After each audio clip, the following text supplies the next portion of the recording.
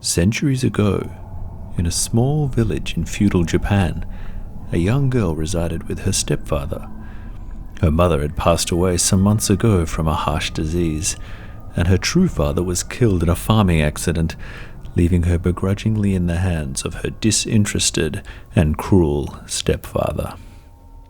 He made her do all of the chores in the household, the cooking, the washing, and the laundry of the neighbors in return for food.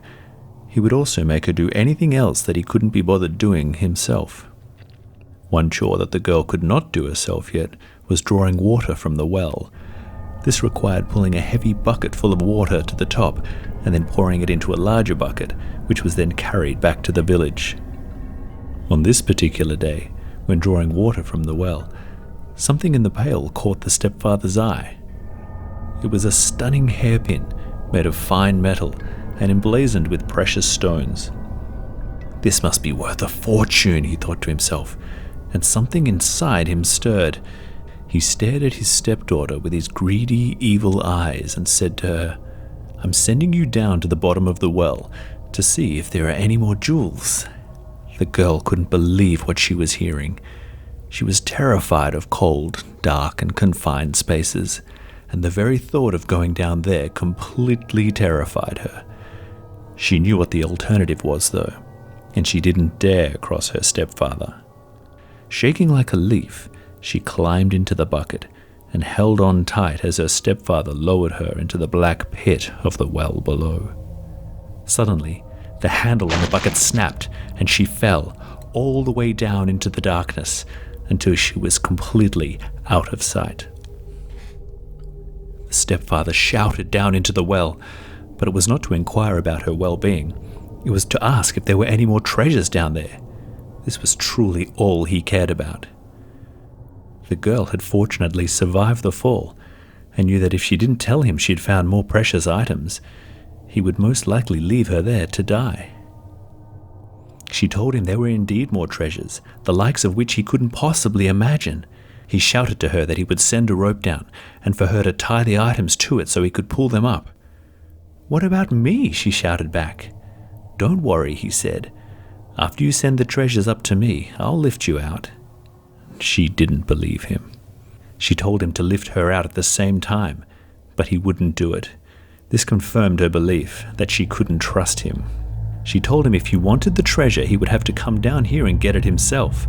This made him furious, and that's exactly what he decided to do. "You wait till I get down there," he screamed. "Then you'll wish you passed up the treasure first." Slowly he edged his way into the well and started to climb down.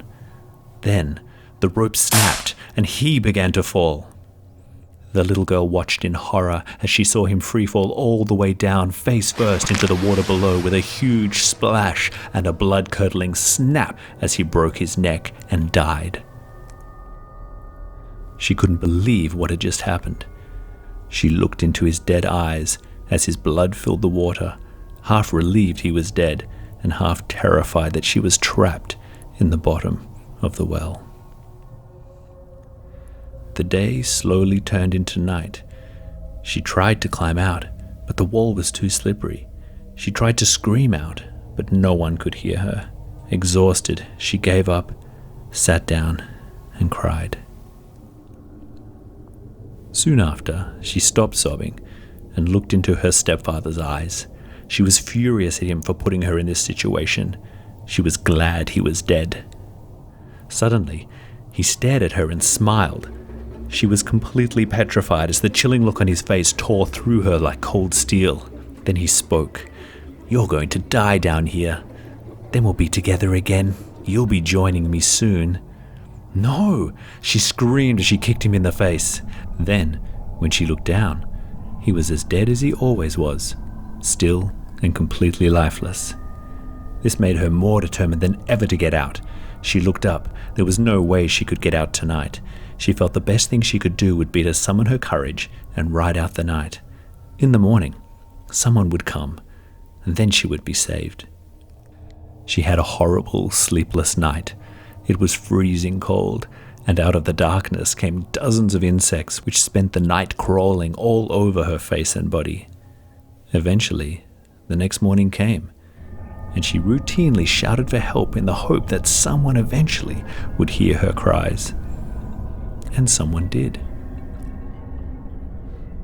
A man who was passing by heard her calls and looked into the well to investigate. He called down to her. "Are you okay?" he shouted. "I'm fine," she called back. "Please help me. I'm stuck down here."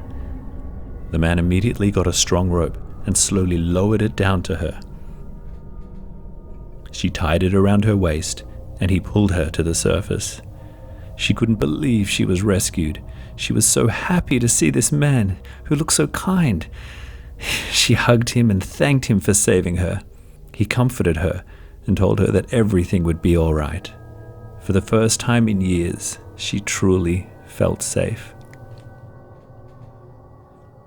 This feeling, however, was tragically short-lived, as once she realized what was in this man's wagon, a chill ripped through her, and she wished herself to be back in the bottom of the well.